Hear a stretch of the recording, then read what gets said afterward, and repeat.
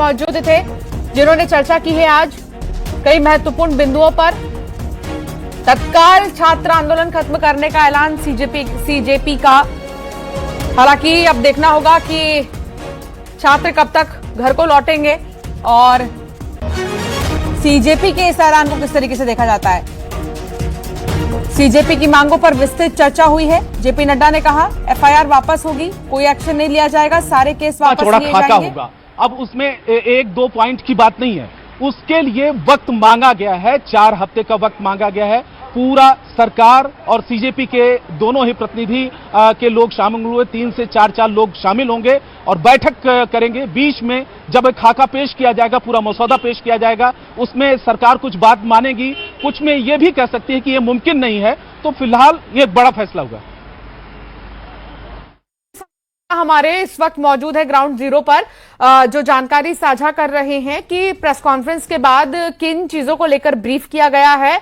कुछ 4 से 5 पॉइंट्स थे जिन पर चर्चा की गई है। जेपी नड्डा से सीजेपी की तरफ से चर्चा की गई है और ये बताने की कोशिश की गई है कि उन्हें क्या चाहिए आखिर। हालांकि धर्मेंद्र प्रधान के इस्तीफा देने के बाद ये मीटिंग थी और अब लिखित में जो है आश्वासन लिया गया है सीजेपी की तरफ से और इसको लेकर जेपी नड्डा ने ब्रीफ भी किया कि एफआईआर वापस हो जाएंगे और सारे केस वापस लिए जाएंगे। बीजेपी शासित राज्य जहां पर भी प्रोटेस्ट हुआ था वहां पर जो केस है वो वापस लिए जाएंगे।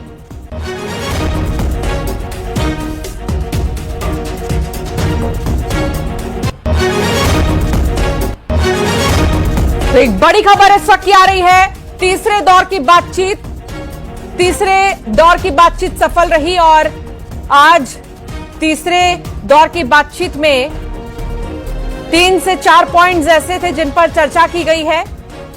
मृत छात्रों के परिवार वालों को जल्द से जल्द मुआवजा भी दिया जाएगा, इसके लिए सरकार की भी सहानुभूति है, ये जेपी नड्डा ने कहा।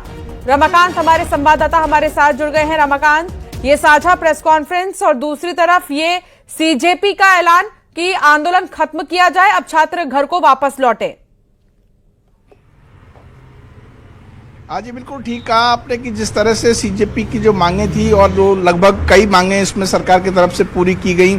3 दौर की बातचीत हुई। तीसरे दौर में जब धर्मेंद्र प्रधान का इस्तीफा हो गया उसके बाद की जो बातचीत हुई उसमें ये निकल कर आया है सीजेपी की तरफ से कि अब वो आंदोलन खत्म करने का उन्होंने ऐलान कर दिया है। सौरभ दास ने और जेपी नड्डा के साथ जो साझा प्रेस कॉन्फ्रेंस हुई, कुछ मांगे हैं जिन पर लेकर सरकार से वक्त मांगा गया है।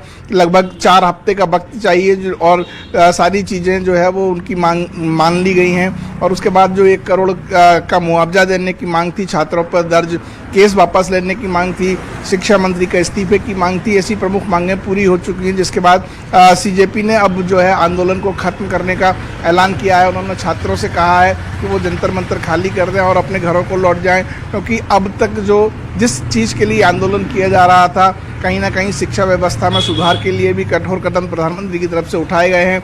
फास्ट ट्रैक कोर्ट का गठन कर दिया गया है। छात्रों से जुड़े मामले अब वहाँ सुने जाएंगे, तत्काल और त्वरित सुनवाई होगी। और जो मांगे लंबित हैं, जो मसौदा है, जो पेंडिंग है, वो उसके लिए 4 हफ्ते का समय मांगा गया है। बीच